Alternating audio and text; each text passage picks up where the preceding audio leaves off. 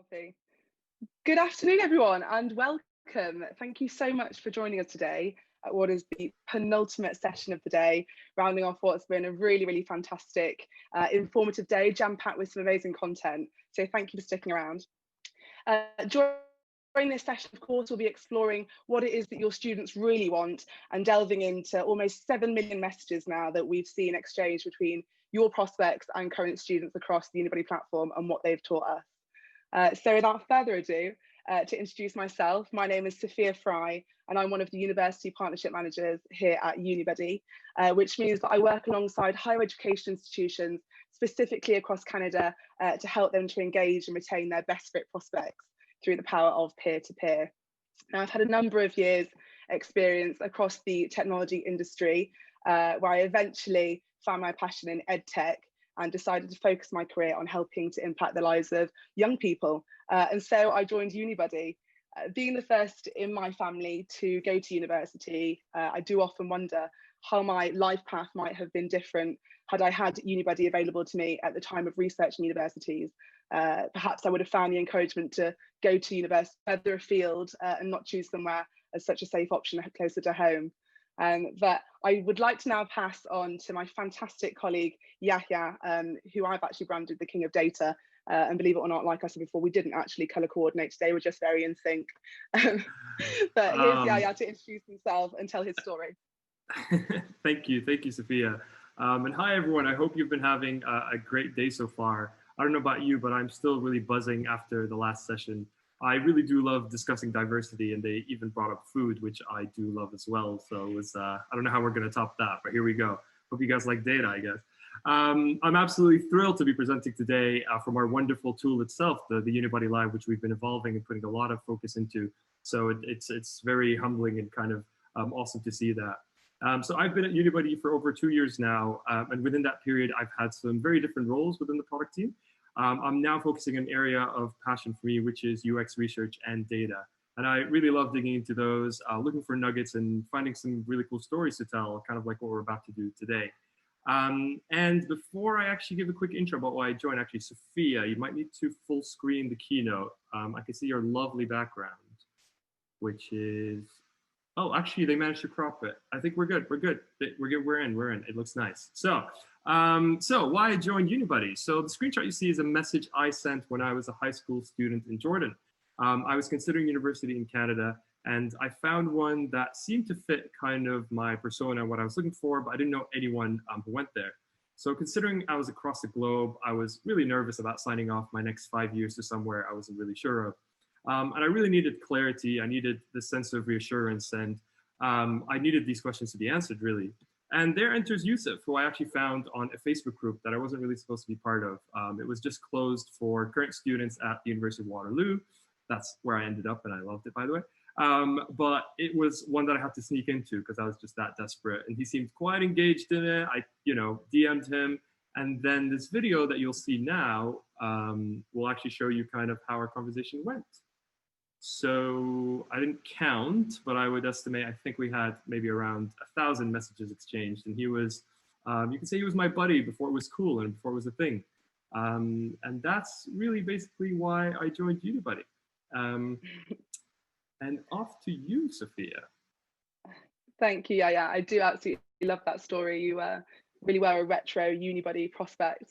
But just to set the scene for you, the footprint that Unibuddy has now across the US and Canada, we actually launched Unibuddy in 2017 in our headquarters in London, UK, which is actually where Yahya and I are dialing in from today. And actually, if you're familiar with British weather, you might be surprised to know that we actually had a lot of sunshine today. It's been absolutely glorious. So that was a good sign of things to come, I suppose. That after having partnered with nearly 90% of the higher ed institutions across the UK, we then decided to expand further into Europe, into Germany, France, and the Netherlands. And then over in 2018, we emerged into the US, growing from 8 initial adopters of the Unibuddy platform to 52 in 2019, to just shy of the 100 mark today across the US and Canada, where we've already brought on some incredible university partners to join the Unibuddy family, including the University of Guelph, Western University, Nipissing. I could go on, but I shan't. But I guess what a monumental thing it might be to be the 100th US and Canadian partner at Unibuddy. Over to Yahya now to give you a slight breakdown of the activity across the platform over in those regions. I mean, but before I dive in, I invited Yusuf to actually join us, and I just saw that he is in the chat right now, which is just incredible. This is amazing, Yusuf. Thank you for joining. I hope you caught the intro. But again, back to data. So we are going to start by taking kind of a look at how the US market looks like, and just kind of starting with a nutshell. We have over 1,400 staff buddies actually live and engaging on the platform, and more than 2,600 student buddies there too. In terms of prospect students signed up, we're almost at 30,000, and amongst those and all the beautiful messages they've exchanged, we're almost at 400,000, and that's actually just since June 2019, whereas the US started a bit before that. In terms of live events, again, that's kind of the product we're on now. We've had more than 420 events happening on the US platform, and actually 217 already planned and ready to go live when the date is ready for that. And then Canada is next, where we have already around 3 to 4 universities currently live, with the rest currently onboarding. We're very excited about that. 65 staff buddies, 170 student buddies, over 5,000 prospects.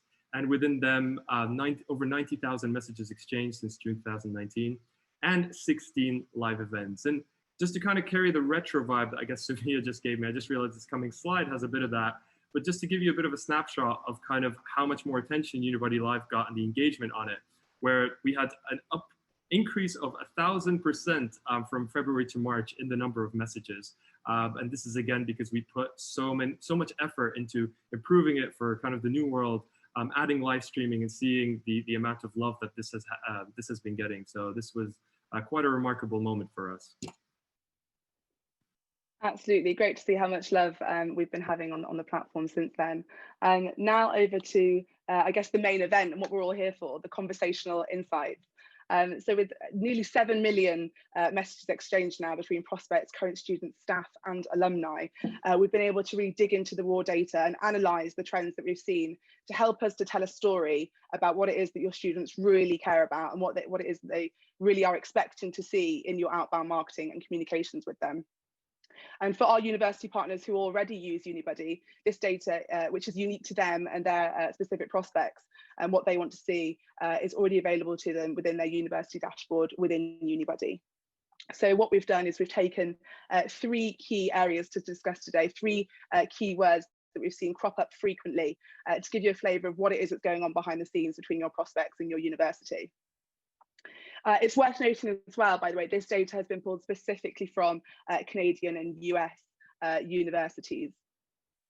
So if we kick off with the first word here, help. Now with these 37,000 unique instances coming from the US and Canada universities, this is essentially why Unibuddy exists today. So it's no surprise that students are coming to use the Unibuddy widget to discuss getting help, getting some support and reassurance. And of course, because not only are they reaching out to their peers, the university buddies, but because also staff profiles and teaching professional profiles are integrated in the widget, prospects are free to communicate and ask questions and ask guidance from your staff members as well. Especially now more than ever that students are less able to come onto campus and experience firsthand what it's like themselves. Next up with Safe. We have over 4,000 unique instances of the word safe cropping up, which again may not come as a surprise to you that this word has been sort of appearing more frequently in recent times. But this actually relates to lots of different aspects of student life. It could be relating to, does the campus feel safe? Is the city safe for students alone at night? Is it safe perhaps to leave my bike outside the library? And more often that we're noticing themes around, is the university facilities COVID safe? Is it a safe place to be? So lots of themes around that. And thirdly, with diversity, now it ties in quite nicely with the fantastic session that we just saw just before this one, which I thought was super insightful but a growing number of students really caring about this, particularly students from minority groups who want to feel reassured that this really is a place for them and a place that they'll feel welcome and at home. And particularly something we mentioned in the session beforehand, not to feel as though they're part of a tick box, for example, is to feel as though there genuinely is diversity welcomed at that university. Awesome. And we've got one more in terms of kind of the word count. So the next one is social, and we've had more than 2,600 instances of that on the US and Canadian platforms. And if we actually just think of the instances, if we just dig into where social could come up, there's really very different nuances for that too. So if you think it could be social security number, which is obviously also could come up in conversation, hopefully not the code itself, but just as a topic, this could be in the US and Canadian platforms. Social distancing is a theme too, which is obviously very different. Other ones we can think of are like the social life at the universities, even social posts, which is one of the Unibuddy products where ambassadors can share their experiences, even all the way to social sciences as an area of study that they want to focus on. So I guess where I'm getting at here is that we can't really just leave it as at word count, right? We really need to dig deeper. And that's why we employ machine learning algorithm in our systems. And you guys have access to this yourselves on your university dashboard, where you can see kind of what your data looks like from your prospects. And you can engage with it. And this is something that we really care about, of course, on your university dashboard, where we continue to evolve it, give you more of an immersive view of what's really going on behind the scenes, what are people talking about, and yeah, something we really pay a lot of attention to and continue to grow at the company. So you might be wondering, how does this vary on a global level? What are the differences, and in some cases similarities, when we're comparing these insights region by region? If we take a look at this as though it's a sort of jigsaw puzzle, we're trying to piece together the missing pieces here, we can start with what all three regions have in common. And you'll notice that university, living and social come in sort of joint bottom third. And this isn't to say that these topics aren't important, they definitely are. They've made it into the top 7 most talked about topics, but in relation to others we'll be discussing, they are slightly less touched upon. And there may be some reasons for this. So with university being 7th there, typically you'd hope that the sort of factual information about your university is readily available on your websites and it's easily accessible to students. Things like, location, type of campus, the size, rankings, all of those, all of that information is fairly factual, and you'd be glad to hear that ambassadors aren't spending time regurgitating information and copy and pasting from the university website to inform prospects. So that's good news. Next, we have social, which comes in 6th, and we can actually dive into some exciting trends relating to social that we've seen across the platform. But typically questions you can expect to see are what types of communities I can get involved in, any sports and social events, perhaps are students social on campus, that kind of thing. Next up with living, now this really could entail all sorts from the physical living conditions, are the arrangement of housing arrangements spacious, are they modern, are they adequate? Again, this is the type of information that you'd expect to have readily available on your website, so less touched upon within chats. But again, that also depends on where a student is at in the recruitment cycle and what type of questions they'll be asking with living arrangements. But again, Yahya can touch on that shortly. I won't steal your thunder. You almost did. Let's no, take you're a good look there. where this Keep really going. starts. No, I'll stop. Where this really starts to get interesting is which sort of topics have hit the top spot here. So worldwide and in the USA, area of study has taken the top spot here, which is a really, really popular theme, not just amongst prospects and buddies, but also with staff and professors as well, where they'd expect to see questions coming in about specific program structure, perhaps how the classes are delivered, is it virtual, are some in person these days, what kind of setting might it be, and a whole host of subtopics that you might expect to find under area of study. Now, interesting, area of study actually comes in at 4th for Canada, and I'd be interested to understand for anyone in the audience, that Canadian representative of a Canadian university, as to why this might be. But we've actually attributed it to a couple of things. So number one, it could be the time of year that we've actually pulled this data. Are we approaching a busy season? Have areas of study already been chosen, or is it quite a quiet time to be thinking about it? And secondly, as mentioned before, as Canada is a newer market for us, we expect to see, as we bring on more institutions, to have a wider range of data relating to area of study. But again, feel free to mention in the chat box, be interesting to gauge thoughts from you guys in the audience. Next up, with an extremely popular position here at number 2 worldwide and in Canada, is of course careers. Now, you could expect to have questions around, is this program going to lead to employability? What happens post-university? And again, we can see these kind of topics cropping up depending on where a student is at in the life cycle. And that actually comes in third, so not too dissimilar to Canada and worldwide for the US, so not too far behind there, coming in at that position there. And now an interesting one, admissions, comes in tied again with worldwide and Canada. Questions relating to application process. Perhaps I might want to know what type of documentation I need to provide to make it a success. Questions around that depending on who they're speaking to as well. So questions that will be directed to staff profiles to understand specific entry requirements, for example. And admissions there just behind. So what I think would be quite interesting here is Yahya has let me know that he'd like to award a Unibuddy hoodie, a branded hoodie, and let me confirm they're extremely soft and wearable, I will say, coming up to the winter months. You can win a Unibuddy hoodie if you can identify the missing theme here that's not been yet seen on the rankings. So coming in at number 4 worldwide and very close to the top of the list for USA and Canada. Are there any All right, let's see some guesses in the audience? audience, if there's anyone who can guess. Maybe not Unibuddy employees. We've got some accommodation, financial aid. I must say one of you guys are close. I see food. Well. Let's see some more guesses. Maple syrup is in. That is a good one. I'll give it 5 more seconds. Anyone else? All right, audience, don't be shy. Give it a go. You'll win a hoodie if you haven't thought of it. And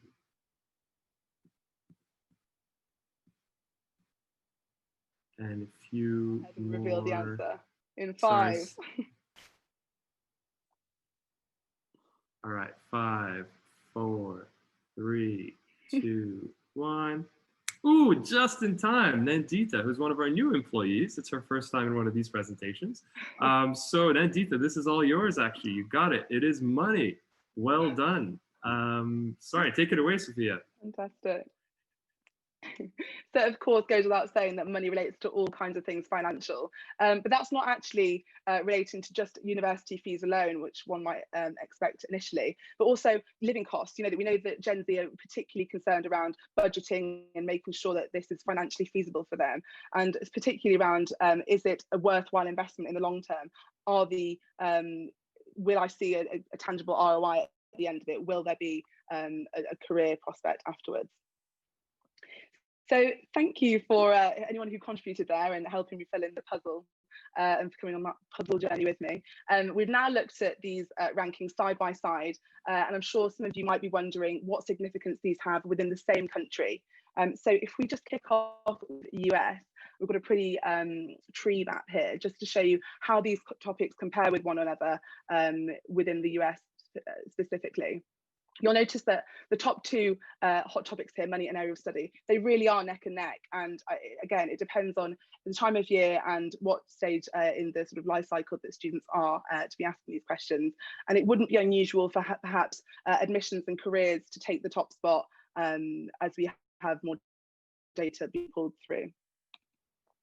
Similarly with Canada, the top 4 topics here really are tied and neck and neck here. Again, we could expect to see that admissions might become more of a popular topic to talk about as students are trying to decide and trying to gather information on the application process, etc.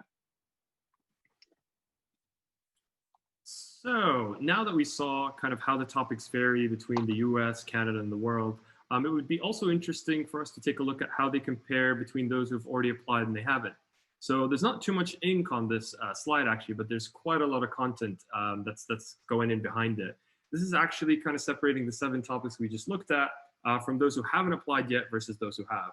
Up there in pre-application, obviously those who haven't submitted their application yet, the topics they seem to focus more on are around admissions, money, and careers. Those who've already applied to your university, when they're chatting and engaging with your students, they're asking more about living, the area of study, social, and university. And actually taking admissions too, we see that that's 42% more likely to come up for those who haven't applied, which you can expect. These are questions around how do I apply? You want to gauge that to kind of decide whether or not to pursue it, and maybe even find out how to apply as well. As well as living. This is something in our worldwide audience, we see that usually they think about this stuff kind of after they've sent their application to the university. It's kind of a next step thing where now, if I'm committed to this university, I'd like to now find out kind of what's the halls like? How do I kind of go about living there? And now to take the US, we do see that there is a bit of a switch that happens. Hopefully that line I drew is kind of what illustrates that. But we see that university and careers kind of switch there from worldwide, where university is 19% more likely to come up for the US universities before they've applied, whereas careers happens a bit after for the US. They're concerned kind of 30% more likely to come up for those who've already applied. And just to kind of maybe tap into that a bit, again, this is kind of really telling us that the main difference here is when we are approaching the US university and thinking about how their kind of prospects are thinking of things, obviously there's many universities in the US, and you really kind of want to base your decision on the reputation, the ranking, kind of how the student feels about the university in general. So they tend to ask that a bit more before they've applied. And careers, seems to be something that once they've decided where they want to go to university, now they're juggling a few options. That could be something that helps them in determining which one they're really going to choose as the one they're going to really pursue. And before we go into Canada, we've got another pop quiz coming your way, guys, with some more exclusive kind of branding products from Unibuddy. Can you guys guess what is the thing that goes from post-application to pre-application for Canada? I'd love to see anyone from the audience who can try and guess that. So again, something from post-application moves to pre-application for our Canadian universities. Any guesses there? You have 4 options, so you can win a hoodie quite easily if you take a good risk.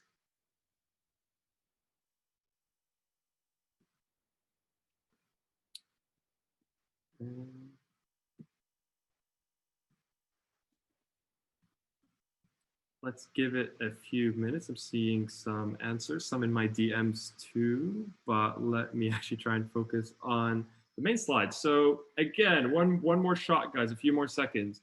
What can you guess has gone from post-application to pre-applications when we look at Canada? One of those 4 moves to the left. And hit the next slide, Sophia. We got 3 guesses, and it's actually none of them.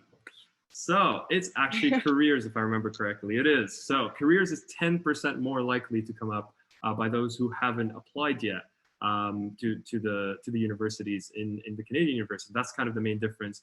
University stays on the pre-application side, 20% more likely for those in Canada, and then living 40% more likely to come up for those who have already applied. That one kind of always stays there. It's always a large number.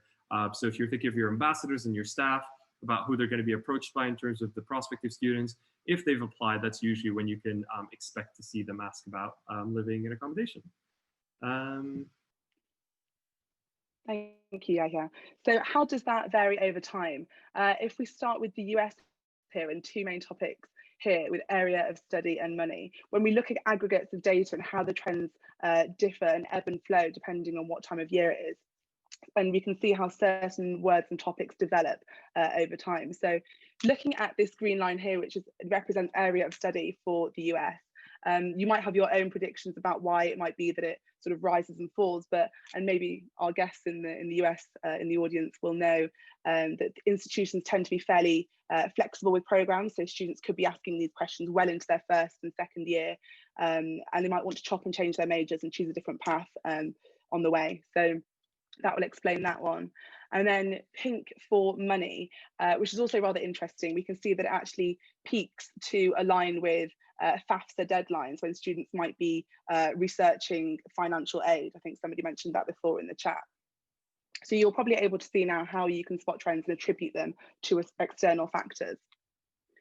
Up next with Canada, with area of study and money. Now it's worth noting this data is actually it's actually been pulled from the beginning of the year, January 2020, until now. And we'll notice that during the summer and the fall, students are still trying to decide on their majors. And it's only when you get to February and March that they've likely picked one. So that number seems to dip slightly, seems to dip quite drastically rather, as they're not asking those questions quite so much. Similarly with money, it's a very similar situation with the previous graph, dips around the same time period between April and May, probably concerned, which is likely to be concerned with researching about financial aid and questions not being so common after that peak period. Looking at the US as well in terms of careers and admissions, again, it makes sense with questions coming in around admissions, coming in hot during the August to October/November time period there, because that's when most applications are open and accepting submissions. So the peaks here definitely are attributed to that. Then looking at careers, there's a surge in February and April because, of course, questions are bound to start coming in from admitted students asking how the university will then support them post-graduation in finding employment. So that is what we're seeing represented there in that graph. And some more graphs coming your way, guys. This next is social. As we did see, that was, I think, ranked 6th for everyone, quite tied. But we are obviously seeing from this graph that is something that's picking up. And looking kind of at the data further, it's quite easy actually to tell why that's been happening. And it really is the pandemic. When students can't really visit the university, top of mind there is really kind of how have you been socializing? What's the social life like? And just generally questions about that. You know, how have you guys been taking things on Zoom? When do you expect to open the campus again and throw events, things like that? And it's just kind of dipped a bit after February, and then we've just been seeing a rise since for the Canadian universities. And now to look at the US, it is also quite similar. Had some bumps on the road after May, kind of dipped, but then it upwards again. And this was quite similar, again, for the same reasons. We're seeing kind of social at its highest that it's ever been. And that's, again, majorly contributed to students really trying to get a gauge of what the social sense of the university is like now that the pandemic has happened. And we've got one more quiz for you guys. Might not be the last, I'm not sure, we'll find out. But before we get any answers on this, so don't start typing, I want to give you a quick intro of this question suggestion system that's mentioned on the slide. For those of you who are not familiar with our product, our question suggestion system is actually a product that the prospects interface with. It shows them a list of 4 questions at a time, and they can select one, or they can just actually look at the questions for inspiration. We see that a lot of times, even just due to priming, it really helps them kind of think of on that spot. You know, life can be very busy, they forget what to ask. The questions can give them a lot of inspirations. But if they do select one, obviously we can then see which ones they chose for the ambassadors. And this is powered by our machine learning algorithm, where we actually have more than 300 questions that we kind of shuffle and give to the students based on their interests. And it shows them 4 at a time. But if you revisit the platform or go to any Unibuddy, it kind of changes them. So now that brings me to my question. One of these is actually the most popular question that's been sent on the platform through our question suggestion system. And I'd love for you guys to kind of get your guesses in about which one this is. And you will win a hoodie too. So just if you're attending this, I would love to hear what you think this could be. One guess per person, please. And leave it on the big chat if you can. And Yusuf, if you're still here, buddy, come on. I want to see your engagement. So let's start with, what is student life like? That's A. B is, what is the best way to prepare before the university starts? Yes, Yusuf, I know you're here. Come on, let's see a guess. What is it like to be in the city is C. D is, when will I know what books I need?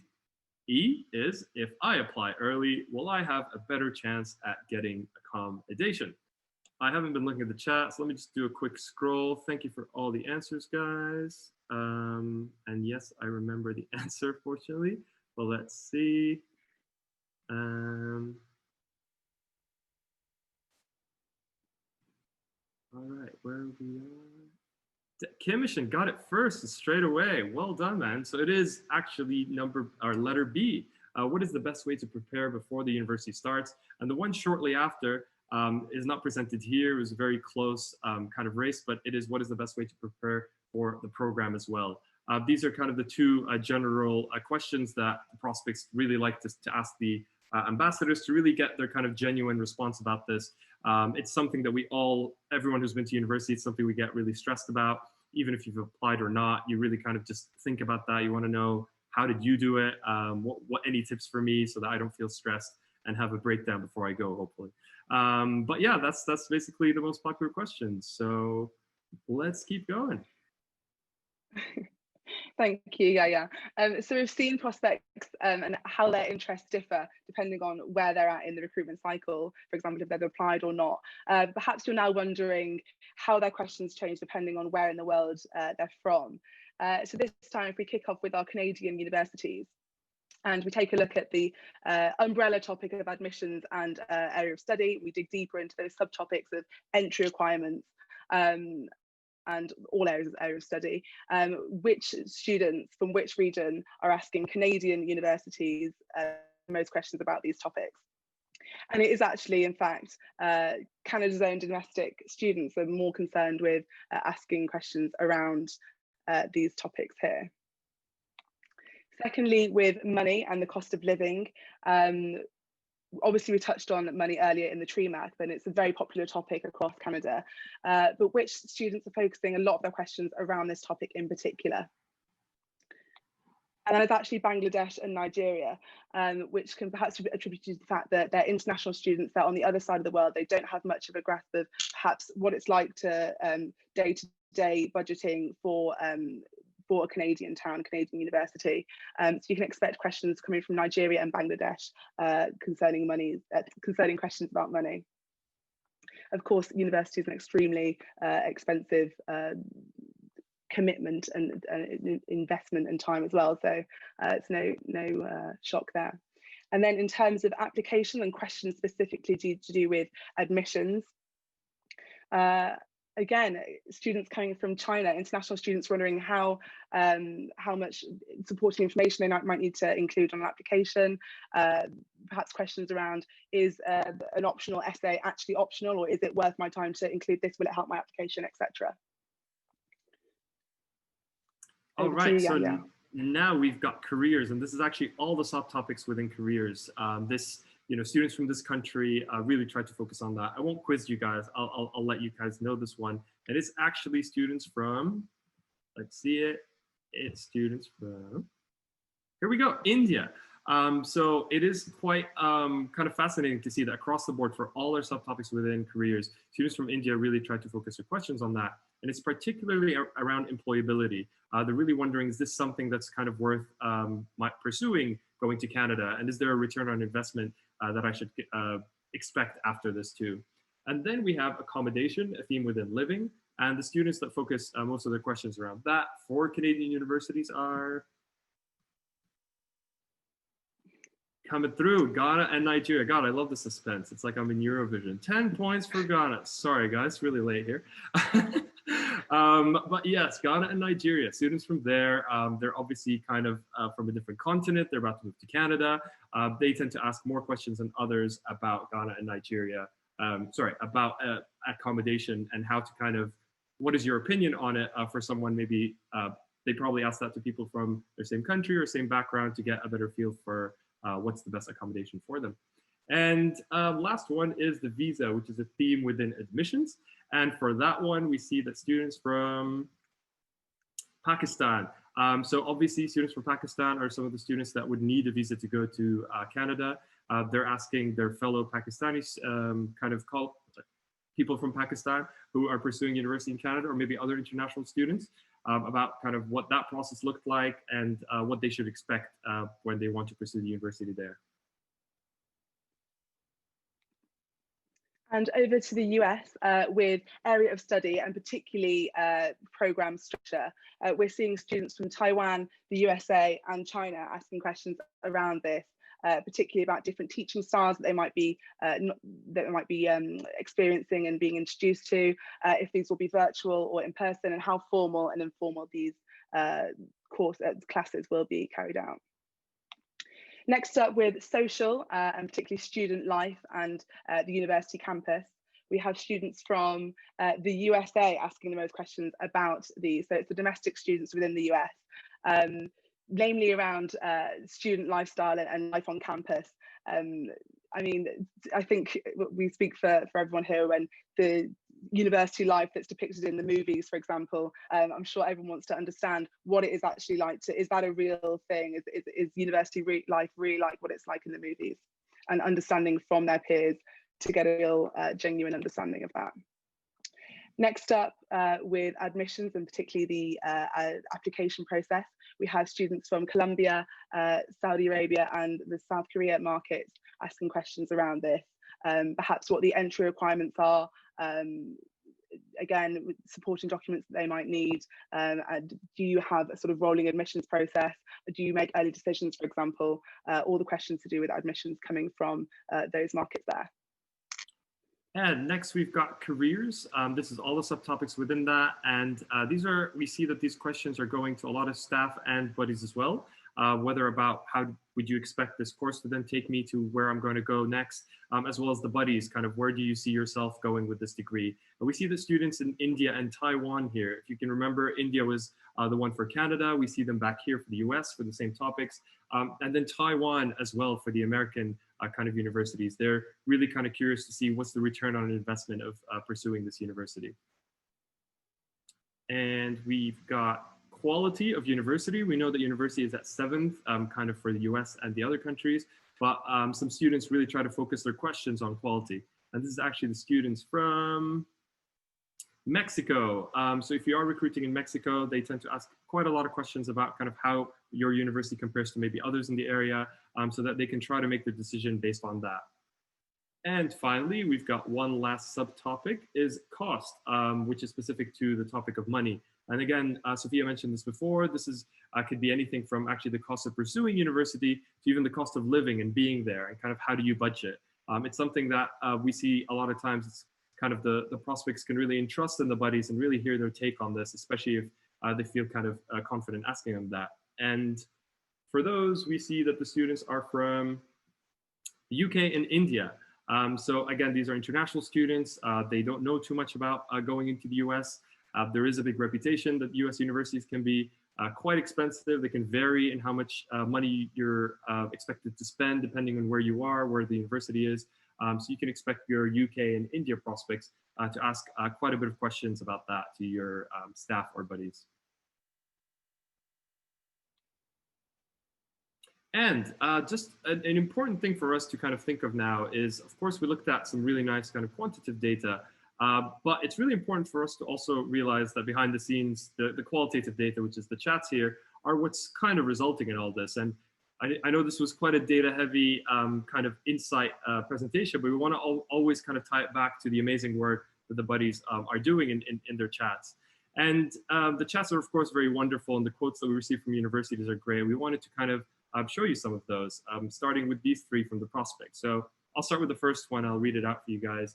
So I noticed that you're Indian too, and I have noticed that the university seems diverse compared to other universities. And so I wanted to know if you have trouble fitting in and making new friends. As you can see, this is quite a nice, kind of opening message to the buddy, where they're really entrusting in them and trying to just feel it out and hear what their take is on how they've experienced the diversity at the university, which is quite beautiful to see. Next up from a prospect, we have, honestly, I'm just worried about doing well and building a wholesome relationship with my professors. As a mature student, I'm afraid I'll feel left out because I've been away from the school scene for quite a while. Would it be difficult for me? So someone genuinely seeking out there and trying to, oh, sorry. Sorry, Sophia, go for it. So just someone genuinely seeking out there to understand what it would be like as a mature student who may feel quite nervous about being the odd one out there. And we love when we see that, it's not always your traditional kind of 17, 18-year-old students looking to go to university. University can really be for anyone. And we love to see that on the platform too. And the third one here is, I was just wondering if you knew more about how to find a roommate or get everything like that set up. I'm the first in my family to go through this process, so it's all new to me. Thanks. Again, very nice and entrusting in that ambassador. You really want them to kind of give their take on that. And a lot of times we see that the ambassadors themselves, they write in their bios that they're kind of person in their family as well. So it really helps those who are maybe more shy, who haven't really had an opportunity to talk to anyone in their lives about university, to really get that kind of sense of what it's like at the university and hopefully the sense of belonging before they pursue it. Precisely. And then moving on to our buddies themselves. As a minority on campus, I've never felt excluded or treated differently, especially the movement happening right now in the US. My university has also taken steps to ensure that there is inclusion on campus. We also have a variety of cultural organisations on campus that help bring more diversity. So again, relating back to that fantastic session we saw earlier of universities really making an effort to make diversity, inclusion and equity a real thing at university, for university life, and to help everyone feel as though they have a place there. And a second one here from our buddies, the university is definitely social and inclusive.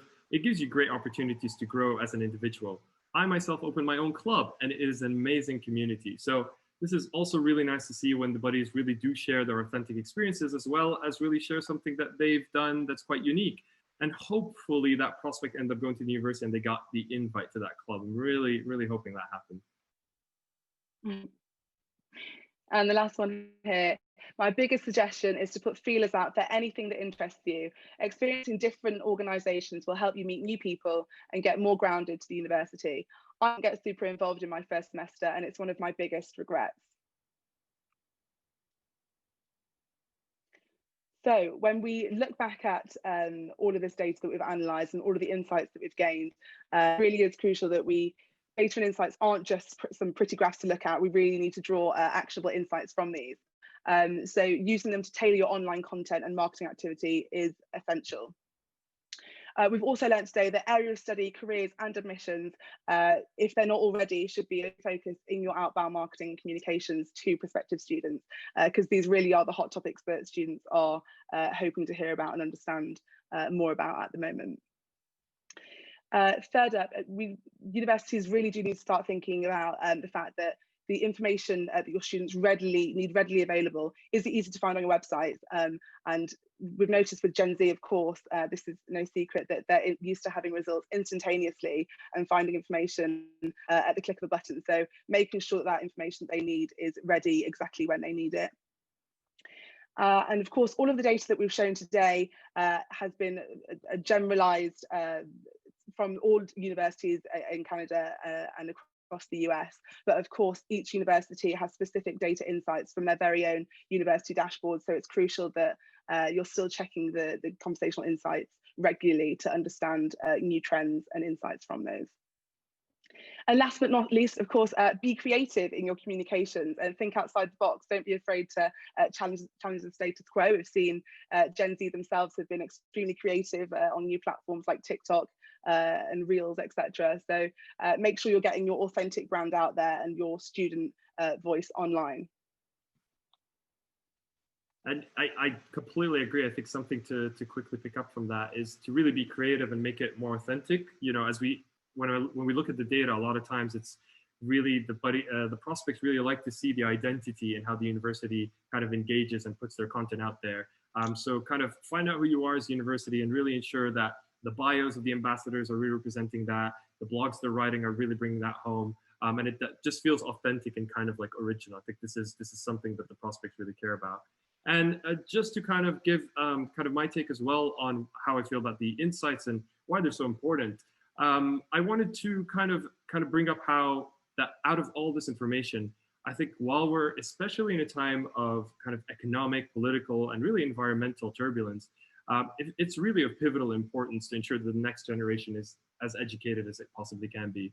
Not just about what we learn at university, which is of course important, but to really also get out of your comfort zone and learn about how to make important decisions, how to communicate with others who are maybe different to you, who are not from your same background and maybe not from your same part of society. And for me, obviously, my buddy was Yusuf, which again, I'm thrilled to see here. But he was from Pakistan and I had never met anyone from there before I chatted with him. So while he was telling me about the classes and dorms, I was also really able to learn how he sees the world and in what ways we see it the same way and what other ways we see it differently. And you know, you can imagine that not every chat with a buddy is rainbows and butterflies. The simple fact is there are 80 million people out there who have been forced to flee their homes. This is kind of a big fact that we have to address. And those people have hopes and dreams to go to university too. And our ambassadors are really not just there to share their university experiences. It's really much more than that. They're catalysts for change. And they're really helping the world be more accepting towards each other, one message at a time. And it sounds a bit cheesy, but when I do say the world, if you look at this next slide, this actually shows us all the prospects that have signed up to Unibuddy so far. And if you look closely, we have had prospects sign up from every country in the world. So isn't that something? And that's it from us, guys. Any questions on the chat? I'm going to start picking them up.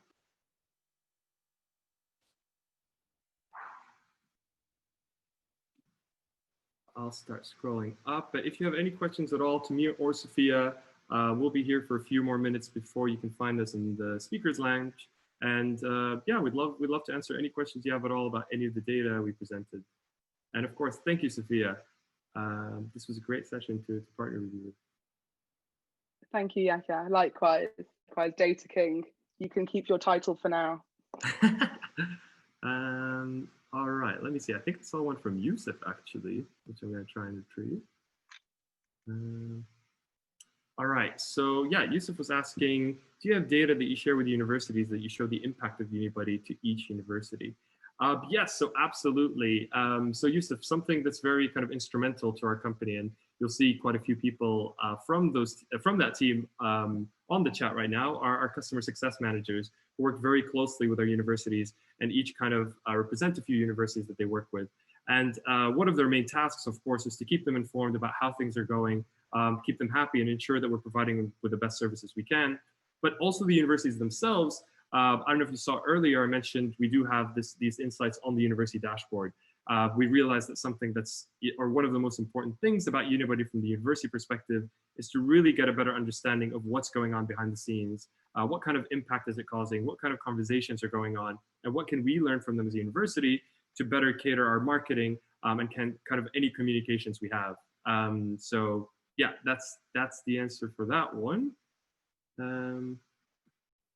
And I see some questions coming in for the audience from our staff. So, you know, these are ones that if you have any kind of suggestions about how you've been using the tools, we'd love to kind of hear your takes on that afterwards as well. And of course, Yusuf, no worries. Excited to have you here. And maybe one day I can have you on the presenter style. I wish I could drag you in now, but one day we'll have you speak. Well, thank you so much, Yahya and Sofia. I think you've got some time maybe to head into the speakers lounge after this session. So if anybody else would like to ask Yahya or Sofia any questions about the data they've shared, please do feel free to head onto our event and chat away to them on there. But you guys have been fabulous. Please feel free to head off and enjoy our last session of the day. Thank you. Bye-bye. Thank you so much for having us. Thank you, guys. Bye-bye. And thank you for bringing the matching outfits as well. They've really pepped up my evening. Thank you. Bye-bye.